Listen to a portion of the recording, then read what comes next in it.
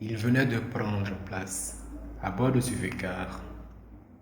Il savait le trajet long, mais ce projet lui tenait à cœur, et cela faisait longtemps qu'il n'avait plus revu de beaux paysages.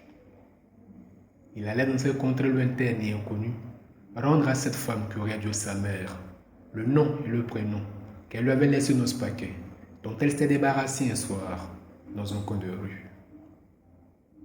Un soir, dans cette ruelle sale et sombre, la femme qui aurait dû sa mère s'était débarrassée d'un paquet. Un paquet qui n'était autre que le nourrisson qu'il était. Un paquet qui n'était autre que lui. Alors seul fragile et perdu au cœur du péril, le nourrisson qu'il était pleurait, et la mère qu'elle lui a dû être s'en allait. Au cœur du péril de la pénombre, elle s'était débarrassée de lui. Elle s'était débarrassée de son sang et de son innocence, de ses pleurs et de ses larmes, de sa chaleur et de sa vie. Le ventre porte l'enfant, mais c'est le cœur qui le fait. Elle l'avait porté en son sein, mais ne l'avait pas fait de son cœur, et son cœur ne l'avait pas fait. Alors, elle en avait fait don à la pénombre. C'est vrai, le ventre porte l'enfant, mais c'est le cœur qui le fait. Elle l'avait porté en son sein, mais ne l'avait pas fait de son cœur, et son cœur ne l'avait pas fait. Alors, elle en avait fait don à la pénombre. Le ciel n'est pas toujours juste, mais c'est toujours qu'il est bon. Alors une mère bonne et humaine l'avait trouvé dans la pénombre et l'avait sorti du péril, pour ensuite lui donner amour et vie. Alors il survécut.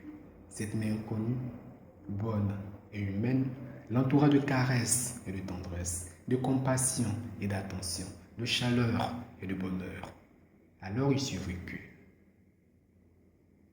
Le vieux-car allait lentement, et le paysage qui défilait sous ses yeux le plaisait et le disait bien de choses. Il avait un retour envie de le sourire, mais il pleurait, chose qu'il ignorait encore. En lui, une question ruisselait comme un ruisseau qui se perd. Le ventre porte l'enfant, mais c'est le cœur qui le fait.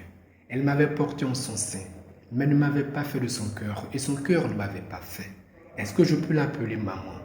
Est-ce qu'elle mérite d'être appelée maman?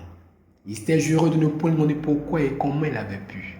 Il s'était juré de ne point demander pourquoi et comment elle en était arrivée là. Il ferma les yeux. Alors il vit couler ses larmes.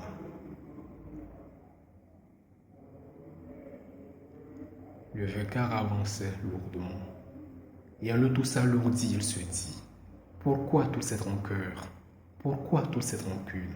Pourquoi ne pas simplement lui pardonner? Surtout quand on sait que l'homme qui lui avait fait grossir ce ventre s'était tout de suite projeté ailleurs, la tête pleine de nouveaux projets tout aussi irresponsables.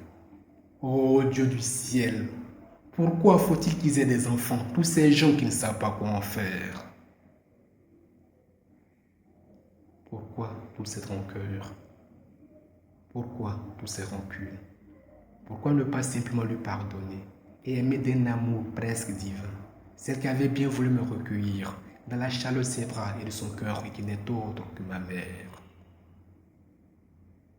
Le ventre porte l'enfant, mais c'est le cœur qui le fait. Elle ne m'avait pas porté en son sein, mais elle m'avait fait de son cœur et son cœur m'avait fait. Et c'est elle ma mère, c'est elle mon air. Le vieux-car s'arrêta. C'était encore loin la petite contre où il allait, mais il descendit. Il avait à présent le cœur léger. Et puis il vit quelque part au loin de beaux bouquets de fleurs. Alors il en acheta un, le plus beau. En rentrant ce soir, il l'offrira à sa mère.